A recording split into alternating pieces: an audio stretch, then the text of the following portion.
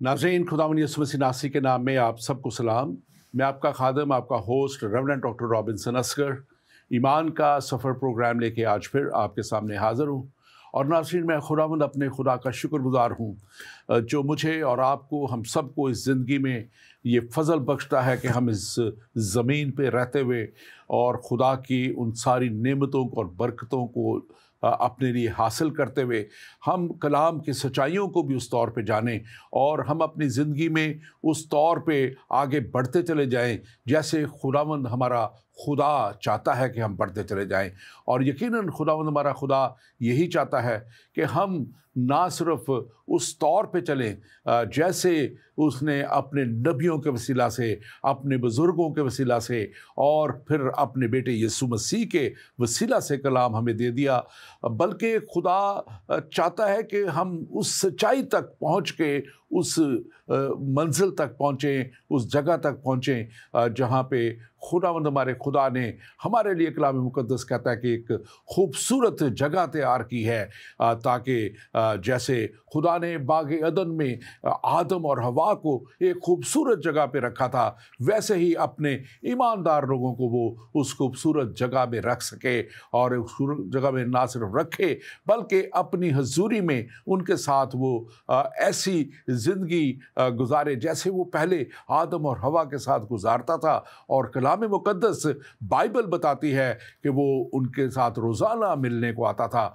और आज भी खुदा यही चाहता है कि वो मुझे और आपको उस तौर पे हर वक्त रोज़ाना मिले, लेकिन शर्त यह है कि हम उस सच्चाई को जान के ईमानदारी पे खड़े होके कलाम मुक़द्दस के मुताबिक अपनी ज़िंदगी को ढालें ताकि खुदा हमें ईमानदार जान के, हमें पाक जान के, हमें एक ऐसा इंसान जान के जो उसके कलाम पे चलता है, एक अच्छी रफ़ाकत हमसे रख सके।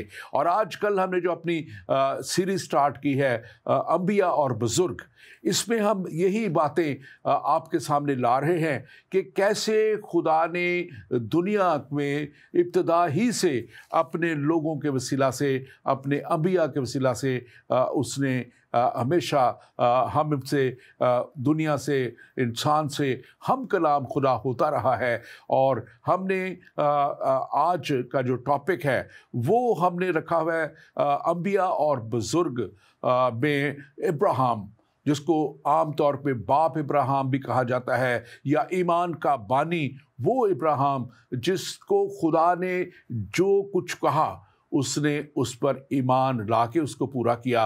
और आज यकीनन हम ये सच्चाई भी जानेंगे कि कैसे हमारी निजात कामों के वसीला से नहीं बल्कि जैसे इब्राहिम को ईमान के वसीला से चुना गया, ईमान के वसीला से बहुत से जो खुदा ने अंबिया और बुज़ुर्गों को चुना वो सब ईमान के वसीला से चुने गए। और कैसे हम ये भी जानेंगे कि ईमान ही के वसीला से उसको खुदा ने उसके साथ एक अहद बांधा, जो अहद हमें पूरा होता हुआ नज़र आता है यीशु मसीह में आके, वो पूरा होता नज़र आता है जो खुदा ने इब्राहिम से किया था कि मैं तेरे वसीला से तमाम दुनिया को बरकत दूंगा। यकीनन वो बरकत इब्राहिम के वसीला से उस वक्त तो ना पहुंची, लेकिन इब्राहिम से आगे चलने वाली नस्ल से, जिसमें से यीशु मसीह का आना हुआ, खुदा ने जो है दुनिया के लिए हमेशा की मखलसी और निजात का रास्ता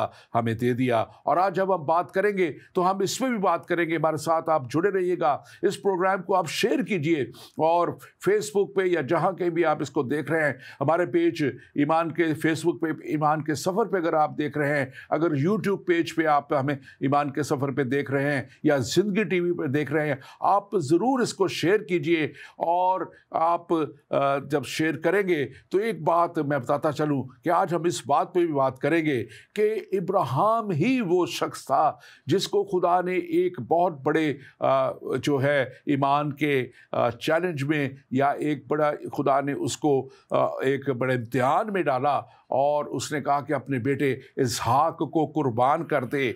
और फिर उस ऐन कुर्बानी से पहले जो है वो उसने एक बर्रा मुहैया कर दिया। इब्राहिम को कुर्बान नहीं नहीं हो, इब्राहिम को अपने बेटे इसहाक को कुर्बान नहीं करने दिया, लेकिन उसके इम्तिहान का एक टेस्ट था जो उसमें पास हुआ वो, लेकिन वही एक बर्रा यीशु मसीह नासरी हमारे लिए कुर्बान हो गया ताकि हम हमेशा के लिए कुर्बानियों से बच जाएं। आज हम इस पे बात करेंगे और मेरे साथ आज स्टूडियो में मौजूद हैं डॉक्टर अख्तर अंजीली जो हमारे साथ इस प्रोग्राम में बात करेंगे। और आप जानते हैं कि डॉक्टर अख्तर अंजीली हमारे साथ बहुत अरसे से प्रोग्रामों में आ रहे हैं।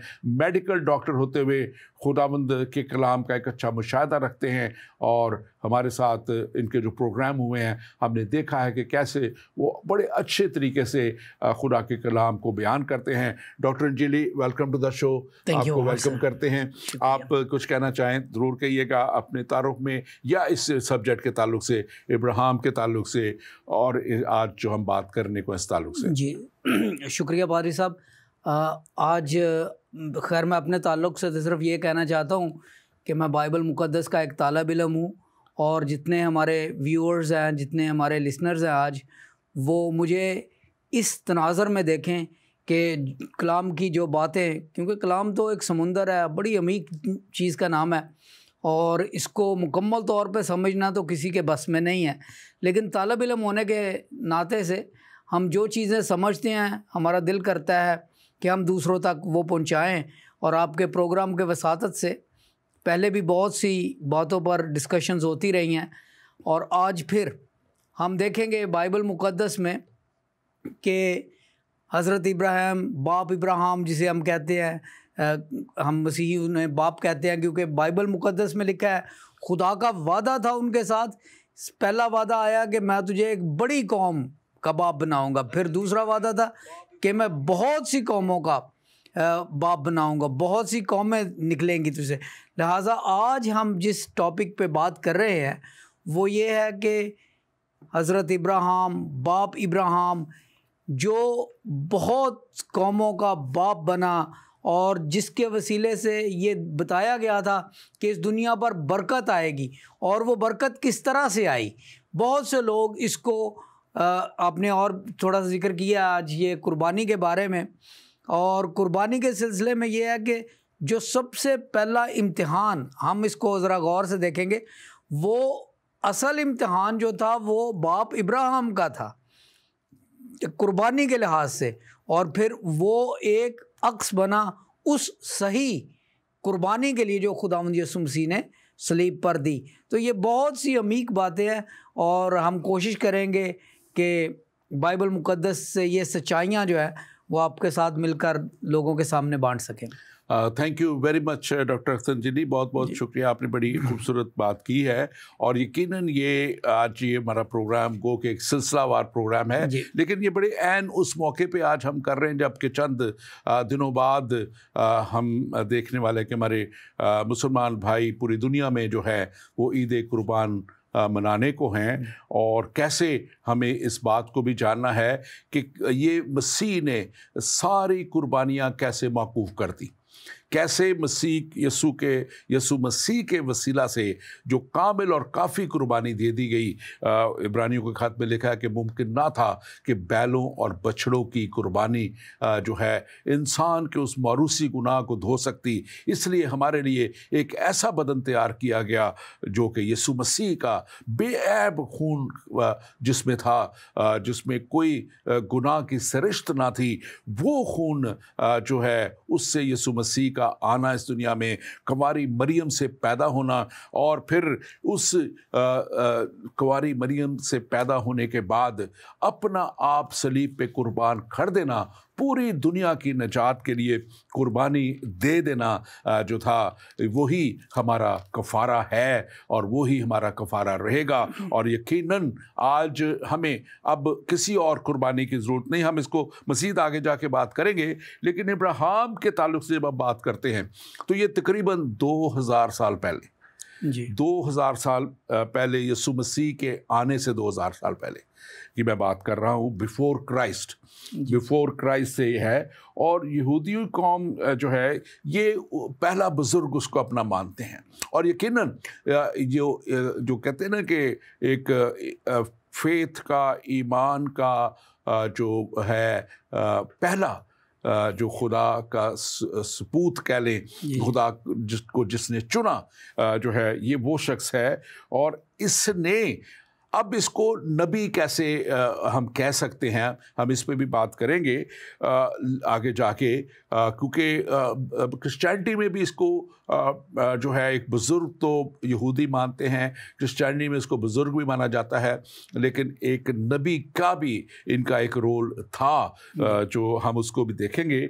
आप हमें बताइएगा कि इब्राहिम से एक बड़ा मंसूब है एक बात कि वो कौमों का तो बाप कलाम में लिखा हुआ है, पैदाइश 17 बाप और उसकी 5वीं आयत में लिखा है, और मैं तेरा नाम फिर इब्राहिम नहीं कहलाएगा बल्कि तेरा नाम इब्राहिम होगा, क्योंकि मैं तुझे बहुत सी कौमों का बाप ठहराया और मैं तुझे बरोमंद करूँगा और तेरी और कौमें तेरी नस्ल से होंगी और बादशाह तेरी औलाद से बरपा होंगे। अब ये इब्राहिम है, आप वो थोड़ा सा वाक़या ज़रा बताइए कि कैसे ये चुना गया, कैसे ये एक बुत परस्त बाप तारा जो है उसका ये बेटा है, बुत परस्त वो कौम से था, और कैसे खुदा ने इसको चुना। हमें कोई बाइबल में नज़र बात नहीं आती कि वो बड़ा अच्छा था, बड़ा नेक था, बड़ा कुछ था।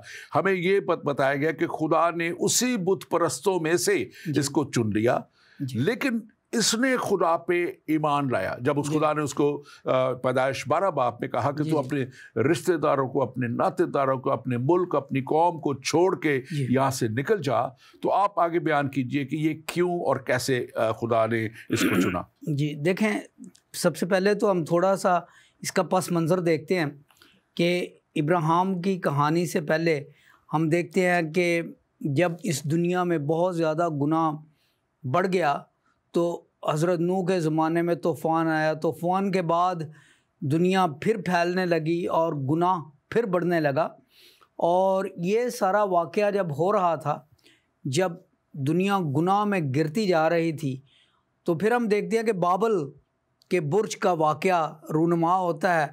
और जब बाबल के बुर्ज का वाक़या रूनुमा होता है तो वहाँ पर एक अजीबोगरीब जो बात है वो ये होती है कि लोगों की ज़ुबानें बढ़ जाती हैं। अब देखें, जो उनमें तालीम थी खुदा की, जो हज़रत नूह के वसीले से वहाँ तक पहुँची थी, अब वो सबके काम नहीं आती, क्योंकि ज़ुबानें बढ़ गईं, लोग अपनी अपनी राह को चले गए, एक दूसरे की बात नहीं समझ रहे थे। और उसके सैकड़ों साल बाद, 400 साल बाद दुनिया में खुदा का नाम लेवा कौन था, क्योंकि कोई दुनिया की बात, खुदा की बात कर ही नहीं सकता था। लिहाजा खुदा को ये पसंद आया कि बाबल के मुल्क कसदियों के ऊर में से एक आदमी को चुने, और ये खुदा का अपना चुनाव था। आपने बिल्कुल बजा फरमाया कि ये एक बुत परस्त बाप का बेटा था, बल्कि बुत तराश बाप का बेटा था। और खुदा ने जब इब्राहिम को चुना और उससे बात की और कहा कि मैं चाहता हूँ कि तू इन लोगों से निकल जा, तो इब्राहिम की ये बात कि उसने खुदा की आवाज़ सुनी बिल्कुल, और उस पर अमल किया, ये खुदा को यही है। उसका जो है ईमान का, जो आज मैं ख़ास इस पे भी एक फोकस रखना चाहता हूँ कि खुदा ने उसके किसी कामों के वसीला से नहीं, खुदा ने किसी नेकियों के वसीला से नहीं, बल्कि उसके ईमान लाने के वसीला से जो है उसको चुना। और अगर हम देखें तो इसका नए अहदनामे में और पुराने अहदनामे में भी इस बात में भी इसका जिक्र है। और इब्रानियों के ख़त में जो 11वां बाप है, वो ईमान के ताल्लुक से जो हीरोज़ ऑफ फेथ हैं, जो हैं, उनके ताल्लुक से जब बात होती है, तो मैं सिर्फ इब्राहिम के ताल्लुक से जो है वो बात यहाँ आपके सामने पढ़ूंगा। और 8वीं आयत में लिखा है 11वें बाब में, ईमान ही के सबब से इब्राहिम जब बुलाया गया तो हुक्म मानकर उस पर उस जगह चला गया जिसे मिरास में लेने वाला था, अगरचे जानता ना था कि कहाँ जाता हूँ, तो भी रवाना हो गया। और ईमान ही से उसने मुल्क के माऊद में उस तौर पर मुसाफराना तौर पर बूदबाश की, गोया गैर मुल्क है। یہاں پہ ہم یہ خاص بات دیکھتے ہیں کہ یہ سب کچھ جو ہے خدا کو پسند آنا جو ہے یہ ایمان کے وسیلہ سے ہے. وہ قومیں، وہ لوگ جو سمجھتے ہیں کہ ہمارے اچھے کام ہمیں خدا تک اور اس جگہ تک لے جائیں گے، خدا اچھے کاموں کو پسند کرتا ہے. لیکن خدا جو ہے، نجات جو ہے، جو ابدی زندگی ہے، جو خدا کے ساتھ ایک اکائی میں ہونا ہے، وہ ایمان کے وسیلہ سے ہے. اور یہ ایمان کا ہم یہاں پہ دیکھتے ہیں. اور آج ہمارا پروگرام بھی جو ایمان کا سفر ہے، میں اپنے ناظرین سے کہوں گا کہ ضرور اس کو شیئر کیجئے. یہ بڑا امپورٹنٹ آج سبجیکٹ ہے، اس کو ضرور شیئر کیجئے، دوسروں تک پہنچائیں کہ یہ ایمان کا بانی جو ہے، جس کو کہا جاتا ہے خدا کیسے اس کو لے لیتا ہے، چن لیتا ہے، اور آج وہ آپ کو بھی چن سکتا ہے. کسی کو بھی جو ایمان پہ کھڑا ہو وہ چن کے ایک بڑے مقصد کے لیے استعمال کر سکتا ہے. ڈاکٹر جی اگلی ایک پوائنٹ پہ ہم چلیں گے، آپ نے اگر کچھ کہنا ضرور کہیے گا. میں اس کے بارے میں صرف ایک چھوٹی سی بات کروں گا. جی آپ بتائیے. لیکن اگلی بات آپ اس کے ساتھ پھر کیجیے گا. جو میں ایک پوائنٹ خاص طور پہ کہنا چاہتا ہوں کہ یہاں پہ ہمیں نظر آتا ہے کہ قوموں کا باپ ہے. کچھ لوگ اس کو مذاہب کا باپ کہتے ہیں. لیکن میں جب آج اس کو دیکھ رہا تھا، کل بھی دیکھتا رہا، اس پہ میں غور کرتا رہا، خدا کا پلان مذاہب کو پیدا کرنے کا نہیں تھا. 1 2 3 مذاہب ان میں سے ابراہیم کے وسیلہ سے نکالنے کا نہیں تھا. خدا کا پلان ابراہیم کے وسیلہ سے اپنا ایک خدا ہونا لوگوں پر ظاہر کر رہا تھا. اس وقت لوگ بہت سے خداؤں کو مانگتے تھے، اور ابراہیم سے کچھ عرصہ پہلے، کچھ 100 سال 100-200 سال پہلے، یا کچھ ایسا ہی دور ملتا جلتا بالکل قریب ترین دور میں، جس کا ذکر آپ نے بابل کے برج کا کیا، اور پھر زبانوں میں اختلاف خدا نے اسی لیے ڈالا تھا کہ وہ خدا کے خلاف اٹھ کھڑے ہوئے تھے، اور انہوں نے پھر ایک برج آسمان تک بنانے کی کوشش کی کہ اگر خدا پھر سے کہیں سیلاب بہت بڑا لے آئے تو ہم بچ جائیں اور اس طرح. لیکن میں سمجھتا ہوں کہ وہ جو ہے یہ بات اس طور پہ نہیں ہے کہ ابراہیم کو خدا نے اس لیے پیدا کیا کہ اس سے مذاہب پیدا ہوں. اس کو قوموں کا باپ ضرور ٹھہرایا گیا ہے، اس کو مذاہب کا باپ نہیں ٹھہرایا گیا. آپ اس پہ بات کیجیے، اور پہلے جو آپ بات کرنا چاہ رہے تھے اس پہ بھی کیجیے. پادری صاحب، پہلے جو میں چھوٹی سی گزارش کرنا چاہتا ہوں وہ یہ ہے کہ بائبل مقدس کا جو آپ نے حوالہ پڑھا، عبرانیوں 11 باب کی 8ویں آیت، اس میں ایک چیز پہ میں صرف تھوڑی سی بات کروں گا. ایمان ہی کے سبب سے ابراہیم جب بلایا گیا تو حکم مان کر اس جگہ چلا گیا جسے میراث میں لینے والا تھا، اگرچہ جانتا نہ تھا میں کہاں جاتا ہوں.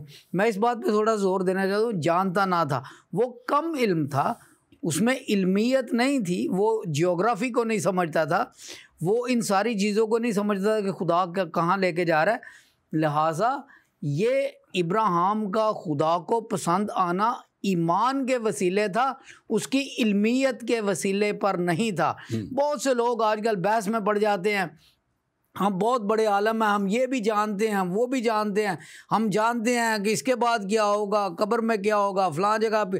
دیکھیں یہاں پہ لکھا ہے کہ ابراہیم جانتا نہیں تھا، لیکن یہ بات اس کے خلاف نہیں گئی، یہ اس کے حق میں گئی ہے. کیوں؟ اس لیے کیونکہ جو چیز چاہیے یہاں پر وہ ایمان ہے، اور ایمان اس میں تھا. میں اس بات کی ذرا تھوڑی سی اس لیے بات کرنا چاہتا تھا کہ لکھا ہے کہ وہ جانتا نہ تھا کہ وہ کہاں جاتا ہے تو بھی روانہ ہو گیا. اچھا، یہ بات یہاں پہ ہم چھوڑتے ہیں. اب پادری صاحب آپ نے جو دوسری بات کی طرف اشارہ کیا ہے، اب بائبل مقدس میں 2 جگہ پہ یہ ذکر آتا ہے جہاں پہ وعدہ دیا جاتا ہے ابراہیم کو کہ میں تجھے قوموں کا باپ بناؤں گا. سب سے پہلی بات ہم دیکھتے ہیں 11 باب اور اس کے 12ویں آیت، 12ویں باب کی پہلی دوسری آیت میں لکھا ہے، اور میں تجھے ایک بڑی قوم بناؤں گا. یہ 12 باب کی دوسری آیت ہے. کی تشریح بھی کر دیجیے. جی بالکل. اور پھر 17ویں باب میں، پیدائش 17 باب کے 5 آیت میں لکھا ہے قوموں کا باپ بناؤں گا. یہ اس وقت ہے جب اس کا نام ابراہیم سے ابراہیم رکھا گیا. پادری صاحب اب دیکھیں، یہ اردو کا ترجمہ ہے لفظ قوم. میں اگر آپ اجازت دیں تھوڑا سا اس پہ بات کرتا ہوں. قوم ہوا، یہ لفظ ہوا جو ہے یہ ہے عبرانی زبان کا، اب جب ہم اس کی تشریح کرتے ہیں جس کا ترجمہ یہاں پہ قوم کیا گیا ہے، اور ہوا وہی لفظ ہے ہوا جس سے امہ عربی کا لفظ مماثلت کرتا ہے، جس سے ہم نے اردو میں پھر امت بنایا ہے، ٹھیک ہے؟ تو ہوا یا امہ جو ہے یہ قومیں ہیں، یہ مذاہب کا نام نہیں ہے۔ ان کی جب آپ تشریح دیکھتے ہیں تو اس کا مطلب یہاں پہ قوم کا یہ ہے، ہوا کا یا امہ کا، کہ وہ لوگ جو ایک خطے میں رہتے ہیں۔ لہٰذا ہندوستانی ایک قوم ہے، ہندو ایک قوم نہیں ہے، ہندو ایک مذہب ہے۔ جو لوگ بھی ہندوستان میں رہیں گے وہ چاہے ہندو ہیں، چاہے مسلمان ہیں، چاہے بدھ پرست ہیں، چاہے وہ بدھ مت ہیں، کرسچنز ہیں، وہ سب ہندوستانی ہیں۔ وہ ہندوستانی ایک قوم ہے، ہندو ایک مذہب ہے۔ یہاں پر جو لفظ استعمال ہوا ہے کہ میں تجھے قوموں کا باپ بناؤں گا، اس سے مراد قوم ہے، یعنی کہ جیوگرافیکل اینٹی آف پیپل۔ عراقی ایک قوم ہے، ایرانی ایک قوم ہے، اچھا ان کے مذاہب کا اس میں کوئی تعلق نہیں ہے، وہ ایک مذہب کے ہو سکتے ہیں، وہ 10 مذاہب کے ہو سکتے ہیں، لیکن وہ ایک جغرافیائی حصے میں رہتے ہیں، لہٰذا وہ قوم ہے۔ اب جب ہم کہتے ہیں کہ ابراہیم کو قوموں کا باپ بنایا گیا، اور بہت سے لوگ کہتے ہیں کہ اس سے مطلب یہ ہے کہ وہ یہودی قوم کا باپ، مسیحیوں کا باپ، مسلمان قوم کا باپ، بعض اس میں بہائیوں کو بھی شامل کرتے ہیں کہ جی وہ 4 مذاہب ہیں جن کا باپ۔ دراصل بات یہ نہیں ہے، جیسے آپ نے بجا طور پہ فرمایا، خدا نے مذہب نہیں بانٹنے تھے، کیونکہ یہ لوگ بڑھ رہے تھے، وہ مختلف جگہوں پہ جا کر آباد ہوتے، تو وہ خطے جو ہیں ان خطوں کے لحاظ سے وہ قومیں بن رہی تھی۔ یہ تورانی ہو گئے، یہ ایرانی ہو گئے، یہ بابلی ہو گئے، یہ شامی ہو گئے، یہ کنانی ہو گئے، یہ مصری ہو گئے، وغیرہ وغیرہ، ان کا تعلق قوموں سے ہے۔ اور یہاں تک کہ جو لفظ نئے عہد نامے میں قوم کے لیے آیا ہے ایتھنوس، یونانی زبان کا لفظ ایتھنوس، جس سے لفظ ایتھنک اور ایتھنیسٹی وغیرہ نکلتے ہیں، اچھا اس کا بھی مطلب جو ہے وہ لوگ ہیں جو ایک جغرافیائی خطے میں موجود ہیں، یعنی کہ چینی جو ہیں وہ ایک قوم ہے، روسی ایک قوم ہے، روس کے یعنی کہ روس کے مسلمان ایک اور قوم ہے، اور وہاں کے کرسچنز ایک اور قوم ہے۔ پاری صاحب میں آپ کو ایک چھوٹا سا واقعہ بتاتا ہوں۔ پاکستان میں اس وقت FSC کر رہا تھا، government college, degree college Sheikhupura میں اپنا پہلا شناختی کارڈ بنوانے کے لیے گیا۔ تو یہ پرانی بات ہے، 70s کی بات ہے، تو وہ میں نے جب وہ پورا فارم فل کر دیا تو میں نے قوم کی جگہ لکھ دیا پاکستانی۔ تو اب وہ کلرک جو ہے وہ میری طرف دیکھ کے کہہ رہا ہے یہ کیا کیا ہے؟ میں نے کہا قومیت لکھا ہے، قوم میں پاکستانی ہوں۔ کہتے نہیں یہاں پہ لکھو تم عرائی ہو، تم گجر ہو، تم مسیحی ہو، کون ہو؟ میں نے کہا میں کرسچن ہوں۔ تو یہاں پہ مسیحی لکھو قوم۔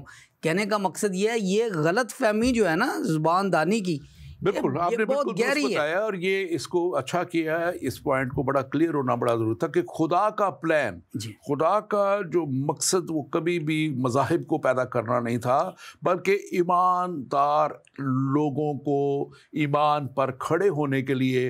اور اس وقت ابراہیم کو جہاں وہ نبی کی طرف اس کا درجہ جاتا ہے، خدا نے یہ ذمہ داری سونپی تھی کہ وہ ایک خدا کی طرف لوگوں کو مائل کرے، کیونکہ اس سے پہلے جیسے نمرود تھا جو خاص طور پہ آپ نے بات کی تھی انٹیلیجنٹ کی، وہ بڑا انٹیلیجنٹ تھا، اس نے بڑے میتھمیٹیکل وہ شخص بہت بڑا گنا جاتا ہے، اس نے بڑے بڑے عمارتیں بنائی، بڑے بڑے برجز بنائے، بڑی بڑی، اور اس نے جو تھی پیلسز بنائے، شاہی محل بنائے، سب کچھ کیا، اور پھر سب سے بڑا وہ بابل کا برج بنایا۔ لیکن لکھا ہوا ہے کہ اس کی علمیت نے اس کو ایروگنٹ بنا دیا تھا، بہت زیادہ خود سر بنا دیا تھا، اور پھر یہاں تک ہوا کہ اس نے اپنے آپ کو خدا سے دہریہ ہو گیا، دور ہو گیا، اور اپنے آپ کو خدا اس نے جو ہے وہ بنا دیا، اور اس کو سن گاڈ بھی کہتے تھے، اور بھی اس طرح ماننے لگے۔ تو یہ جو علم ہے یہ کئی دفعہ خراب بھی کر دیتا ہے لوگوں کو۔ ابراہیم بے علم تھا اور وہ عالم تھا۔ تو یہ میں سمجھتا ہوں بڑی۔ اب ایک خاص بات کی طرف جاتے ہیں، کیونکہ ہم نے آگے بڑھنا ہے پروگرام میں۔ خدا نے ابراہیم سے ایک عہد باندھا تھا، جو ابراہیم ایک عہد کہلاتا ہے، جو اس کا جو ہے اور کورننٹ جو ہے اس کا، اور لکھا ہے وہاں پہ خدا جو اسی باپ کی جو ہے 17ویں باپ کی پیدائش کی کتاب کی 7ویں آیت لکھا ہے، میں اپنے اور تیرے اور تیری بعد تیری نسل کے درمیان ان کے سب پشتوں کے لیے عہد جو ابدی عہد ہے باندھوں گا، تاکہ میں تیرا اور تیرے بعد تیری نسل کا خدا ہوں. اب یہ بڑا امپورٹنٹ آیت ہے، میں تیرا اور تیری نسل کا بعد ہوں جو ہوں. اور اس میں خاص طور پہ جو ہے ہم دیکھیں گے کہ نسل پھر کس سے چلی تھی، ہم اس کی طرف بھی جائیں گے. اور یہاں پہ جو ہے ہم دیکھتے ہیں کہ خدا نے اس کو ساتھ ساتھ یہ کہا تھا کہ جو آگے اگر ہم دیکھیں 8ویں آیت میں کہ تجھے ایک ملک دوں گا، ملک کنعان، جو تیری دائمی ملکیت ہوگا، دائمی ملکیت ہوگا. اور میں دائمی کا مطلب ہوتا ہے کہ فار ایور. آج جس کے لیے لڑ رہے ہیں دوسری قومیں اسرائیل سے لڑ رہی ہیں کہ یہ ہماری جگہ، یہ خدا نے دائمی طور پہ ان کو دی تھی اور ہمیشہ کے لیے دی تھی، اور لکھا کہ میں ان کا خدا ہوں گا. اور وہ اس کے بعد اگر ہم دیکھیں تو جب دوسری طرف اسماعیل کا ذکر ہے، اسماعیل کے لیے بھی وہ کہتا ہے کہ تب خدا نے فرمایا کہ بے شک تیری بیوی سارہ تجھ سے بیٹا ہوگا، تو اس کا نام اسحاق رکھنا، اور میں اس سے اور پھر اس کی اولاد سے اپنا عہد جو ابدی عہد باندھوں گا. پھر سارہ سے جو اولاد ہوگی اس سے اور پھر اس کی اولاد سے. اور اگر 20ویں آیت دیکھیں تو اس میں، لیکن 21 آیت پہلے دیکھ لیتے ہیں پھر 20ویں کی طرف ہے، اور پھر وہ 20ویں آیت جو ہے وہ اسماعیل کے تعلق سے ہے. 21ویں کہا میں اپنا عہد اسحاق سے باندھوں گا، میں اپنا عہد اسحاق سے. اور 20ویں آیت جو ہے وہ اسماعیل کے تعلق سے کہتی کہ میں نے تیری دعا سن لی. اور خدا وہ ظاہر ہے ابراہیم کا وہ بھی بیٹا تھا، اس کے لیے بھی دعا کرتا ہے. اور لکھا ہے کہ میں نے اسے برکت دوں گا اور اسے برومند کروں گا اور اسے بڑھاؤں گا، اور اس سے 12 سردار پیدا ہوں گے اور اسے بھی بڑی قوم بناؤں گا. سو خدا نے اس کو بھی برکت دی، اس کے لیے بھی کہا، لیکن خدا نے کہا کہ میں اپنا عہد اور تیری نسل جو ہے وہ اسحاق سے چلے گی. ہم اس پہ آگے بڑھتے ہیں، ہمارے پاس ایک سوال ہے ہمارے دوست، اس کو ہم دیکھ لیں. ہمارے بھائی یہاں کہہ رہے ہیں السلام علیکم جناب، آپ حضرت ابراہیم کے بیٹے کی قربانی کے حوالے سے بات کر رہے ہیں، لیکن ایک متنازع پچھلے 15 سال سے برس سے اسلام اور مسیحیت کے درمیان ذبیح اللہ کو کون تھا.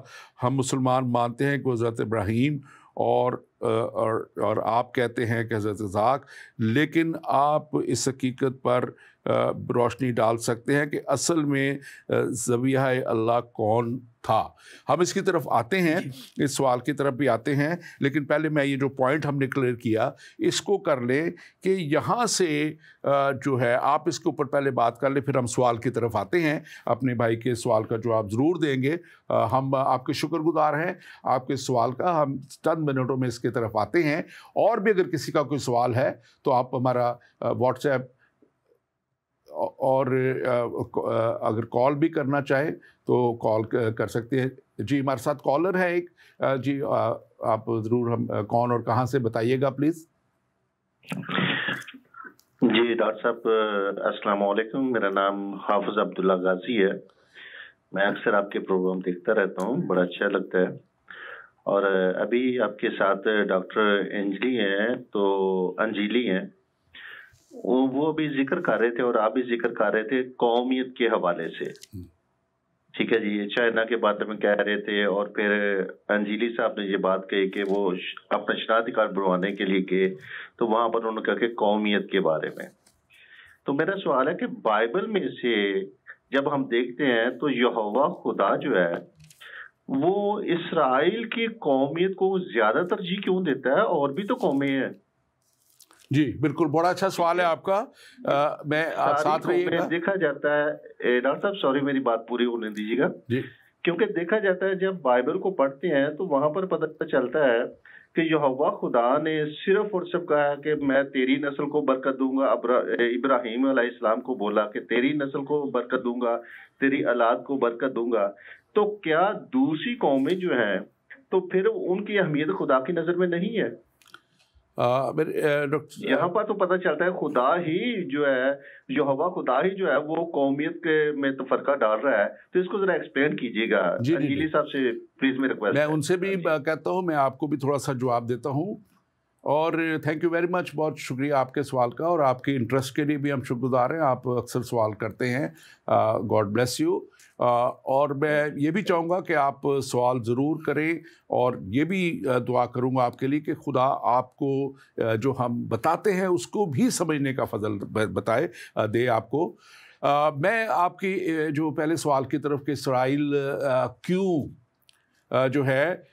کیوں اسرائیل جو ہے وہ جو ہے چنی گئی قوم، تو خدا نے یقیناً بنی اسرائیل قوم کے لیے لکھا ہوا ہے کہ وہ چنا تھا، اور خدا نے چنا، اور خدا نے بنی اسرائیل قوم کو نہ صرف چنا بلکہ خدا نے کہا کہ میں اپنا نام، جب یروشلیم ان کو دیا، وہ جگہ ان کو دی، تو خدا نے کہا تھا کہ میں اپنا نام ہمیشہ فار ایور وہاں پہ رکھوں گا۔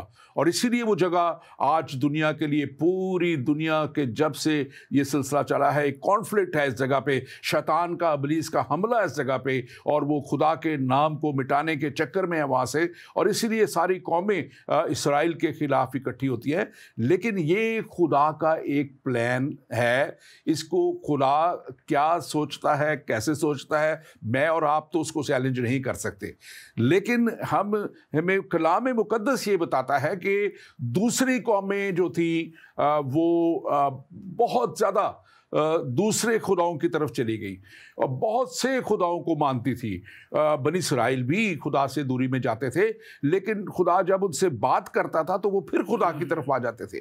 لیکن یہ دوسری قومیں جتنی بھی تھی، یہ تو ایسا گناہ کرتے تھے کہ انہوں نے اور خدا بنا دیے، اتنے خدا بنا دیے کہ پھر خدا کا ان کی طرف مائل ہونا جو تھا وہ ناممکن ہو چکا تھا۔ اس لیے خدا نے ایک قوم چنا تاکہ اپنا نام اس کے وسیلہ سے دکھائے اور اس کو اتنی برکت دے کہ دنیا جانے۔ اور آج ہم دیکھتے ہیں کہ ایک چھوٹا سا اسرائیل پوری دنیا پہ اس حاوی ہے، ہر طرح سے، اکانومی وائز بھی، پیسے وائز بھی۔ دوسری خدا نے اپنی برکت دی، گو کہ وہ ابھی اس طور پہ اس جگہ تک نہیں پہنچے جہاں خدا انہیں دیکھنا چاہتا ہے، لے کے جانا چاہتا ہے۔ لیکن اگر اینڈ ٹائم ریولیشن آپ دیکھیں تو لکھا ہوا ہے کہ اگر آپ دیکھیں وہ مکاشفہ کی کتاب میں، تو وہاں پہ یہ بات بڑی واضح ہو جاتی ہے کہ آخر میں یہ قوم، خدا کی چنی قوم، خدا کے پاس آئے گی، اور یہ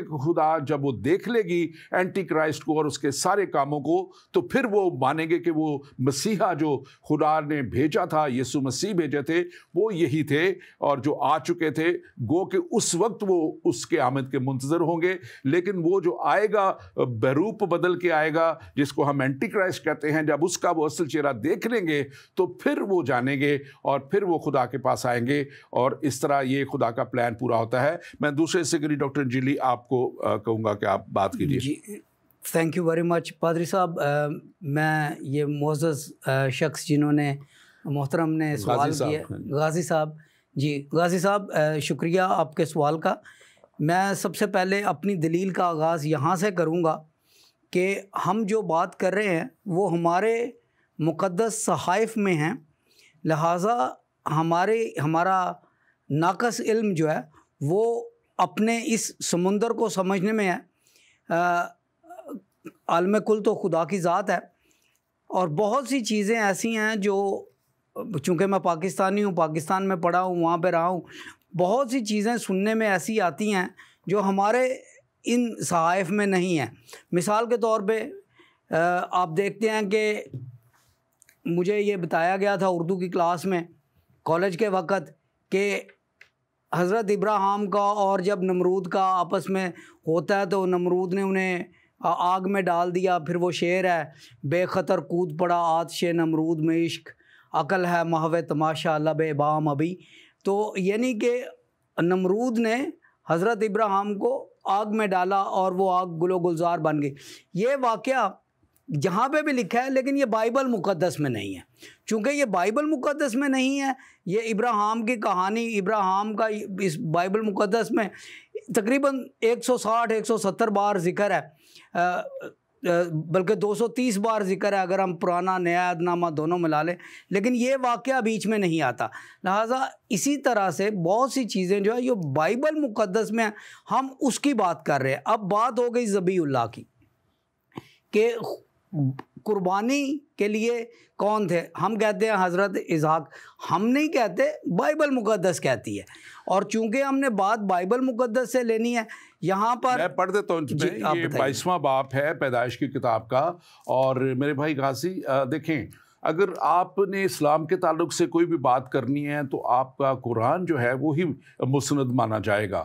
لیکن اگر اس دور کی بات کرنی ہے، تورا کی بات کرنی ہے، تو یا پھر آپ کلام دیکھیں گے جو ہمارے یہودی بھائی ہیں وہ یہ پرانے عہد نامہ جس کو ہم کہتے ہیں وہ تورا کو مانتے ہیں، جو تورا کے ہیں اس میں، اور ہم مسیح بھی اس کو مانتے ہیں. تو یہاں 22ویں باب میں بڑے واضح طور پہ لکھا ہے، میں یاد سے پڑھ دیتا ہوں پھر ڈاکٹر انجیلی. ہاں جی، اور یہ آپ کے جو جواب ابھی کیا تھا میرے بھائی غازی نے، اس کا میں دے رہا ہوں. یہاں پہ لکھا ہوا ہے 22واں باب جو پیدائش کا، جینیسس، بک آف جینیسس. اور ان باتوں کے بعد یوں ہوا کہ خدا نے ابراہیم کو آزمایا اور اس سے کہا کہ ابراہیم، اس نے کہا کہ میں حاضر ہوں. تب اس نے کہا اپنے بیٹے اسحاق کو جو تیرا اکلوتا ہے اور جسے تو پیار کرتا ہے ساتھ لے کے موریہ کے ملک میں جا، اور اسے وہاں پہاڑوں میں سے ایک پہاڑ جو میں تجھے دکھاؤں گا سوختنی قربانی کے طور پہ چڑھا. یہ بڑا کلیئر اور واضح یہاں پہ لکھا ہوا ہے.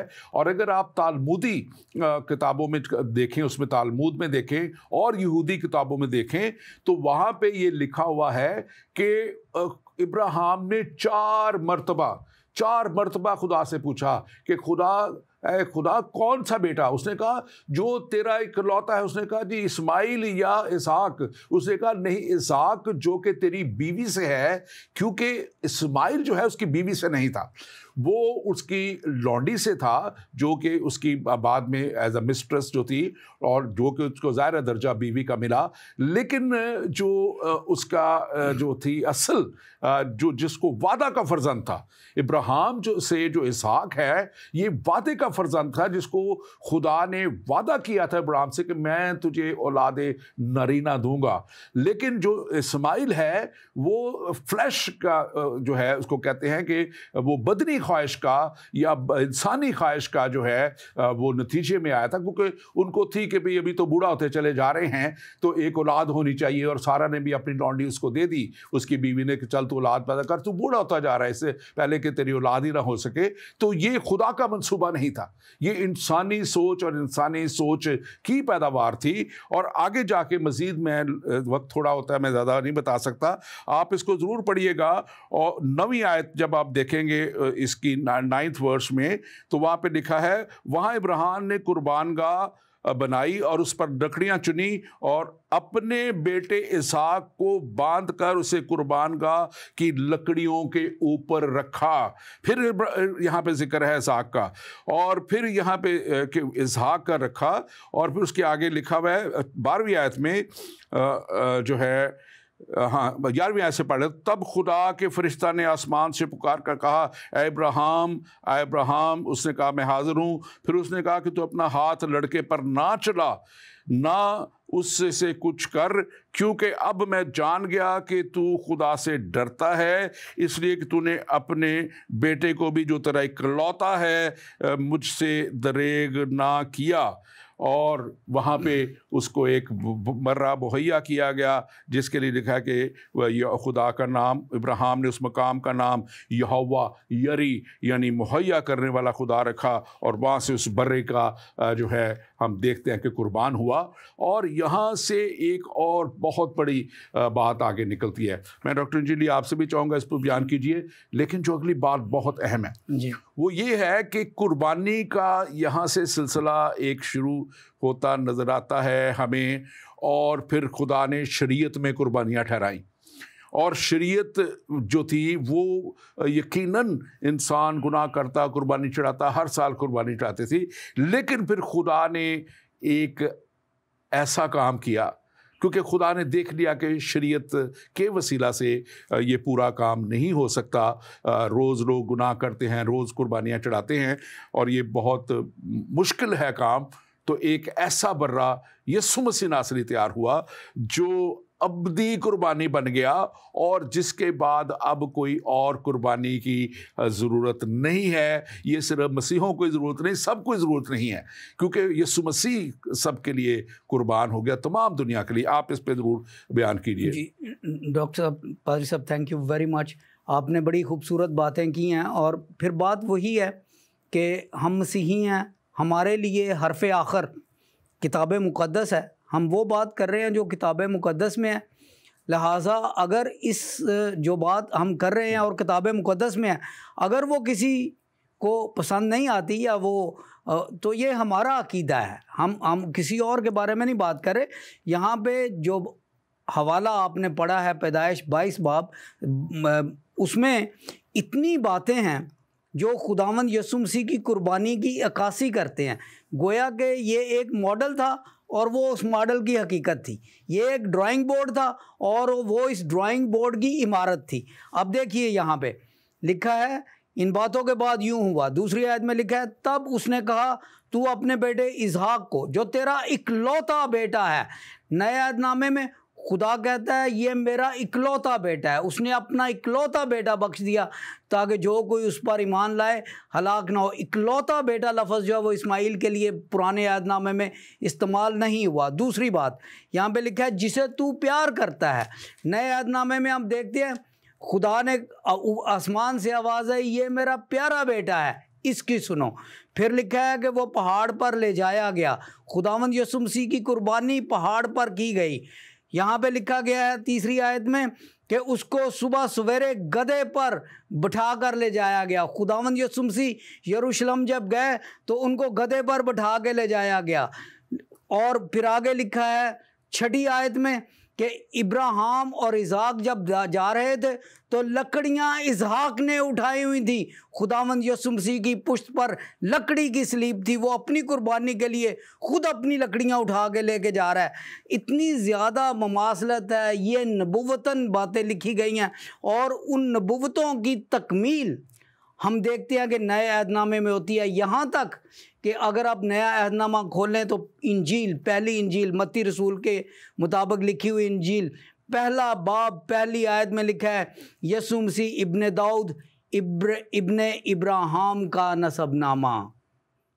اور دوسری آیت میں پہلا لفظ ابراہیم سے اسحاق پیدا ہوا اور اسحاق سے یعقوب پیدا ہوا. لہٰذا ذبیح اللہ یا ذبیحہ وہاں پہ ابراہیم کو جو کہا گیا تھا وہ اس کا عکس، اس کا متبادل خدا پیش کر رہا تھا. دیکھیے ذرا، لکھا گیا کہ تو اپنا اکلوتا بیٹا لے جسے تو پیار کرتا ہے، وہ گدھے کی سواری کرے گا اور وہ اپنی لکڑیاں اٹھا کے اپنی قربان گاہ کی طرف جائے گا. دوسرا عہد نامہ کہاں سے شروع ہوتا ہے کہ خداوند یسوع مسیح کا نسب نامہ ابراہیم سے شروع ہوتا ہے اور اس سے اسحاق پیدا ہوا. اور پھر وہ جو جن باتوں کا میں نے ذکر کیا ہے، وقت کی قلت کی وجہ سے وہ میں حوالے نہیں بتا رہا، لیکن وہ تمام مماثلاتی نکات جو ہیں وہ نئے عہد نامے میں موجود ہیں. اور دوسری بات یہ ہے، یہ بات دراصل یہاں پہ یہ نہیں کہ قربانی اگر ہم کیوں کہتے ہیں اسحاق کی. دیکھیے اسحاق جو تھا وہ اس وقت پیدا ہوا تھا جب پیدائش ناممکن تھی، اس لیے کیونکہ اس وقت لکھا گیا ہے کہ حضرت ابراہیم کی عمر جو ہے اور ان کی بیوی سارہ کی عمر جو تھی وہ 100 اور 90 کی، وہاں پہ اس وقت یہ ایک معجزاتی بچہ تھا. خداوند یسوع مسیح جو ہے وہ بھی ایک معجزاتی پیدائش، یعنی کہ اسحاق کی پیدائش ایک معجزہ. میں سمجھ گیا. اور اس میں خاص طور پہ جو آپ نے بتایا، دس از دی پلان آف گاڈ، جو ریڈمپشن کے لیے، لوگوں کی مخلصی کے لیے، لوگوں کی نجات کے لیے، جس کو یہ عبرانیوں ہی کے خط میں لکھا ہوا ہے، بک آف ہیبروز میں لکھا ہوا ہے، اس کے جو 10واں باب اور اس کی 4تھی آیت میں، کیونکہ ممکن نہیں کہ بیلوں اور بکروں کا خون گناہوں کو دور کرے، اس لیے دنیا میں آتے وقت وہ کہتا ہے تو نے قربانی اور نذر کو پسند نہ کیا بلکہ میرے لیے ایک بدن تیار کیا. بدن تیار کیا اور پوری سوختیوں اور قربانیوں اور گناہوں کی قربانیوں سے تو خوش نہ ہوا. اور یہ یہاں پہ کلام کو بڑے واضح طور پہ کہتا ہے, بڑے واضح طور پہ یہ بات یہاں پہ لکھی گئی ہے. اور میں سمجھتا ہوں کہ یہ یسوع مسیح کا آنا اور وہ کامل اور کافی قربانی دے دینا, آج ہمیں بار بار اب قربانیاں چڑھانی نہیں پڑتی, لاکھوں کی وہ بکرے اور بیل اور جو ہے وہ لینے کی ضرورت نہیں, کیونکہ یسوع مسیح نے جو ہے وہ ہمیشہ کے لیے ایک ایسا کامل اور کافی قربانی دے دی, جو میں سمجھتا ہوں کہ آج ہمیں خوشی ہوتی ہے یہ بات کرتے ہوئے کہ اب ہم ان قربانیوں سے آزاد کر دیے گئے ہیں. کیوں کر دیے گئے؟ کہ یسوع مسیح نے صلیب پہ قربان ہو کے میرے لیے, میرے عزیزو, آپ کے لیے, تمام دنیا کے لیے, کلام مقدس کہتا ہے تاکہ جو کوئی اس پر ایمان لائے ہلاک نہ ہو بلکہ ہمیشہ کی زندگی پائے. آپ سب کے لیے, چاہے آپ کسی بھی قوم سے ہیں, کسی بھی نسل سے ہیں, کسی بھی مذہب سے ہیں, یسوع مسیح کے کفارے کو قبول کر لینے سے آپ ہمیشہ کی زندگی تک پہنچ جاتے ہیں. ڈاکٹر جیلی, میں آپ کی طرف آتا ہوں. آپ چلے کر لیں بات. میں نے ایک اور بات غازی صاحب کی کرنی ہے کلیئر, اگر موقع دیتے میں کلیئر کر دوں.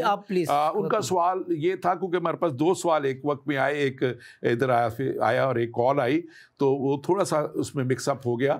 انہوں نے کہا کہ یہودی قوم کیوں جو ایک پیاری قوم بنی. ایک تو میں نے جواب اس کا دے دیا کہ دوسری قومیں جو تھی وہ اتنا زیادہ گناہ میں, تو گناہ کے لیے تو خدا نے کفارے رکھ دیے, لیکن خدا لکھا ہے کلام مقدس میں بڑا غیور خدا ہے, اور جب وہ اس کی خدائی کو چیلنج کر کے دوسرے خداؤں کو ماننا شروع ہو گئے اور بے انتہا خداؤں کو انہوں نے ماننا شروع کر دیا, تو وہاں وہ قومیں خدا کے لیے اس لیے بھی ان ایکسیپٹیبل ہو گئیں کہ وہ خدا کے وجود کو نہیں مانتے تھے جو دنیا کا خالق اور مالک ہے, بلکہ دوسرے خداؤں کی وہ پرستش کرنے لگے.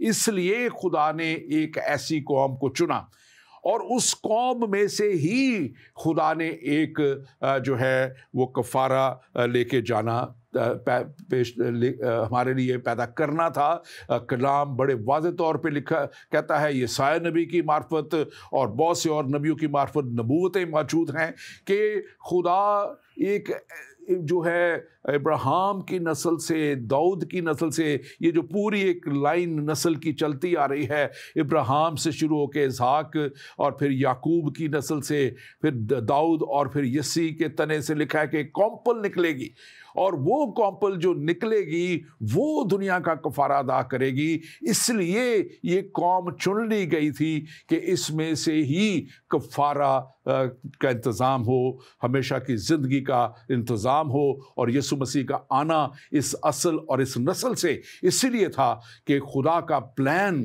دنیا کے لیے پورا ہو, اور وہ پلان میرے بھائی غازی آپ کے لیے بھی ہے, اور میرے بہت سے اور آپ کی طرح جو بھائی جو متلاشی ہیں. میں آپ کے لیے خدا کا شکر کرتا ہوں کہ آپ پروگرام دیکھتے ہیں, تاکہ کلام کہتا ہے کہ تم سچائی کو جانو گے اور سچائی تمہیں آزاد کرے گی. یقیناً خدا آپ سے پیار کرتا ہے, خدا آپ کو بھی جو ہے سچائی تک پہنچائے گا. آپ ڈاکٹر انجیلی کچھ کہنا چاہ رہے ہیں؟ ڈاکٹر صاحب میں دو باتیں کروں گا. سب سے پہلی بات تو یہ ہے کہ دیکھیں یہودی مذہب میں یہوہ خدا کے ماننے والے, ان کو یہ حکم تھا کہ قربانی جو ہے وہ ہیکل میں ہوتی تھی, اور خداوند یسوع مسیح کی قربانی کے 30-40 سال بعد ہیکل مسمار کر دی گئی, یعنی کہ ہیکل کی ضرورت نہ رہی.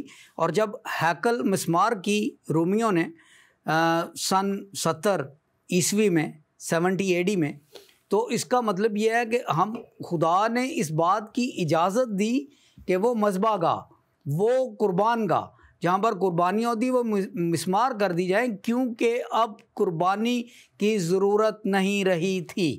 اس لیے مسیحی ہم لوگ قربانی نہیں کرتے, کیونکہ ہمارا عقیدہ ہے کہ خداوند یسوع مسیح کی قربانی کے بعد ہم پر نہ قربانی فرض ہے, نہ ہمیں قربانی دینے کی ضرورت ہے, کیونکہ ہمارا فدیہ, ہماری قربانی خداوند یسوع مسیح کے پاک خون سے ہو گئی ہے.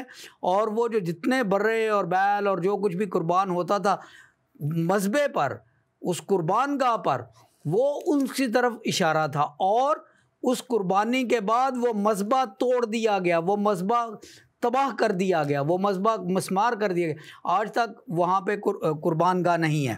یہ میں پہلی بات کرنا چاہتا ہوں۔ دوسری بات جو آپ نے بڑے مفصل طریقے سے بتائی ہے، میں پاری صاحب اس میں چھوٹا سا اضافہ کرنا چاہتا ہوں کہ جب بابل کے برج کے بعد قومیں بٹ گئیں اور بہت سے قبیلے پیدا ہو گئے اور لوگ اپنی اپنی راہ کو چلے گئے، کیونکہ لوگ ایک دوسرے کی بات نہیں سمجھتے تھے، نہ اپنی بات سمجھا سکتے تھے، زبانیں غیر ہو گئیں، تو اس سے قومیں بن گئیں۔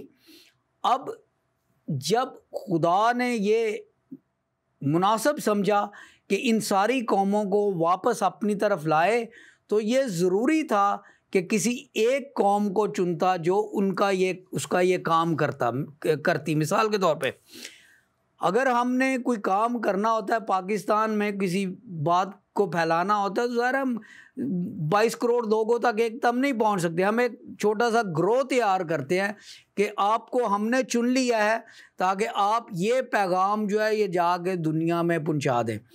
خدا نے حضرت ابراہیم کو، باپ ابراہیم کو کیوں چنا، کسی اور کو کیوں نہیں چنا؟ اگر کسی اور کو چنا ہوتا تو پھر یہی سوال ہوتا کہ اس کو کیوں چنا ہے، اس کو کیوں نہیں چنا؟ اسی طریقے سے جو قوم تیار کی گئی اس کا مقصد، چاہے خدا یہودی قوم تیار کرتا، چاہے چینیوں کو تیار کرتا، چاہے وہ عربوں کو، کسی کو بھی تیار کرتا، ایک عقائد تیار کرنی تھی جس کے وسیلے سے پوری دنیا میں نجات کا پیغام آنا تھا۔ اب یہ خدا کو پسند آیا کہ وہ حضرت ابراہیم جو کہ اس وقت بابلی تھا، کسدیوں کے اور میں رہتا تھا، وہاں سے اس کو چنا گیا۔ اور جو اہم بات ہے وہ یہ ہے کہ ابراہیم ہر امتحان پر پورا اترتا رہا، یعنی کہ نکل جا وہ نکل گیا، چل پڑ وہ چل پڑا، اسے نہیں پتا تھا کہاں جا رہا ہے۔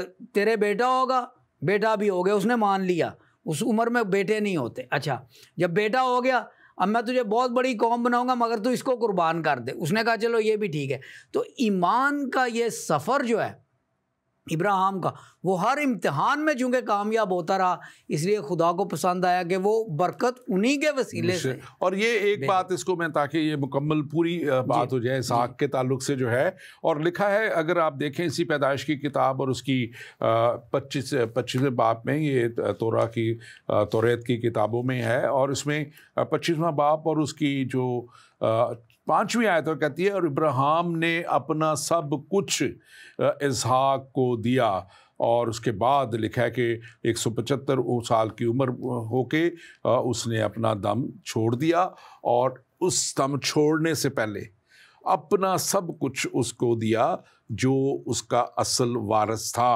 اور میں سمجھتا ہوں کہ اس لیے یہ آگے چلتے ہوئے یہ نسل جو چلتی ہے، یہ بنی اسرائیل کی نسل، اور پھر اس میں سے یسوع مسیح کا پیدا ہونا اور ہمیشہ کی زندگی۔ اب بہت سی باتیں ہم کرنا چاہتے تھے، آج وہ وقت نہیں ملا، اور بڑے اچھے سوال آئے، ہم ان کے لیے بھی اپریشیٹ کرتے ہیں، لیکن بہت سی باتیں اسلام میں ہیں جو ہماری بائبل بالکل اس کو نہیں کہتی۔ وہاں پہ لکھا ہوا ہے ان کے کہ ابراہیم نے، ان کو ابراہیم کہتے ہیں، کہ اپنی تمام، جب وہ مرنے کو تھا تو اس نے اپنے تمام جو نسلوں کے لیے تھا، نسلیں، پچھلی نسلیں جہاں سے وہ آیا تھا، بت پرست نسلوں سے، ان کے لیے بھی خدا سے کہا کہ تو ان کو معاف کر دے۔ بائبل میں اس کا کوئی کہیں بھی ذکر نہیں ملتا۔ آپ نے وہ آتش نمرود والی بات کی، وہ دونوں ہی مختلف وقت تھے۔ وہ نمرود کا وقت ختم ہونے کے بعد جو ہے قوموں کو دوسری زبانیں دیے جانے کے بعد جو ہے ابراہیم کا آنا ہوتا ہے۔ سو ان کا وقت آپس میں ایک دوسرے کو کبھی یہ ملے نہیں، اور اس میں تقریباً 100-200 سال کا فرق آتا ہے اس میں، جو ہم دیکھتے ہیں اس میں سے۔ سو بہت سی باتیں ہیں جو میں سمجھتا ہوں کہ نہ جانے وہ کہاں سے لی گئی ہیں، کیسے ہیں۔